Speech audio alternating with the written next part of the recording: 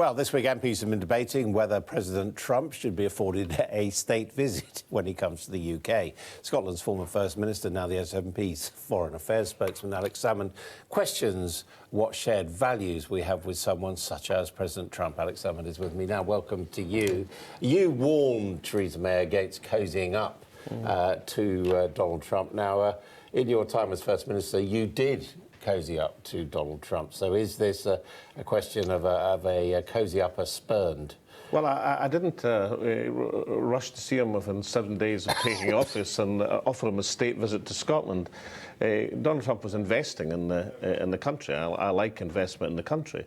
And I did manage to maintain a certain even keel relationship with him for 5 years. In fact, he called me the greatest politician on the planet at one stage. Except for him. But then, of course, as soon as you say no to Donald Trump, as soon as you say, no, we can't do that, we disagree with that, you can't dictate planning policy in Scotland, then, of course, you go from being the greatest politician on the planet to Mad Alec destroying Scotland with no intervening period whatsoever.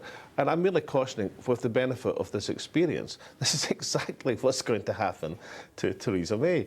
And not being able to identify that Donald Trump operates in his own self-interest and in what he perceives the interests of the United States to be is totally remarkable. And when it comes to a trade deal, Donald Trump will take Theresa May to the cleaners.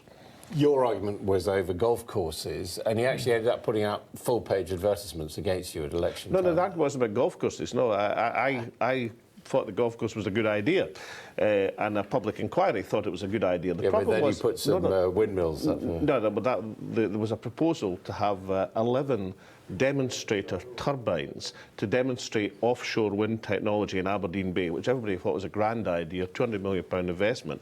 But the Donald thought it might interrupt the view from his golf course several miles up the road. Now, actually, you'd had to stand in the fourth tee on stilts and crink your neck to see them.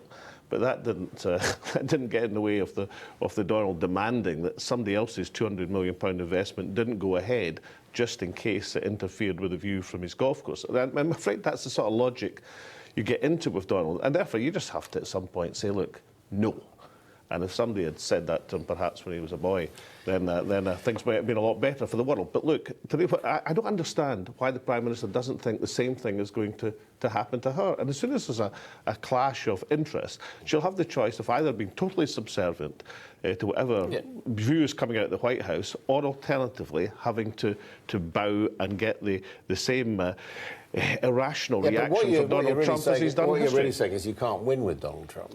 Hey, he is the President of America. Surely we've got to try and have good relations to get something and the out point of it. I made, look, I thought Justin Trudeau, also a fairly novice Prime Minister, actually demonstrated how you should deal with Donald Trump in a perfectly business-like way. In a perfectly business-like press conference, he stated, look, we're going to disagree on certain things. There are areas Canada's not changing our approach to asylum seekers, and showed exactly how you do it and maintain self-respect. Theresa May dashed across the Atlantic to hold hands with the President and offered him a state visit within 7 days of him taking office, something that wasn't accorded to Dwight Eisenhower. So, but arguably she needs a close relationship with the administration because of Brexit. And the problem is, Donald Trump may be many things, but he's not stupid. Donald Trump knows what Theresa May said about him when he was just a candidate. He knows that the Foreign Secretary said he wouldn't go to New York in case he was mistaken for him. He knows all these things. And the idea that Donald Trump is so foolish as to be taken in by the flummery of a state visit and therefore will change his policy as a result, what will happen is because of the weak position that Theresa May has put herself into by invoking Article 50 nonsensically before knowing what the agreement's going to be, she's desperate for a trade deal.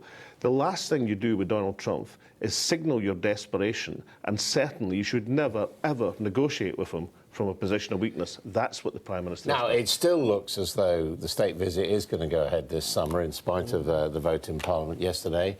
Can Scotland, the Scottish Government, keep him out of Scotland? No is the straight answer to that. And I thought the petitioners, the 2 million or so petitioners, actually put it very well. The mistake is offering the state visit. I actually think it's quite likely they'll try to take the state visit out of London. because, you know, the And we know he wants to play golf at Balmoral. Yes, and we also know that, well, at least we're told in the press, that he wants to pick and choose the members of the royal family who he meets. He doesn't want to meet Prince Charles in case he gets a lecture on climate change. I think a lecture on climate change might do Donald the world of good as it happens. But this is the problem Theresa May has got herself into.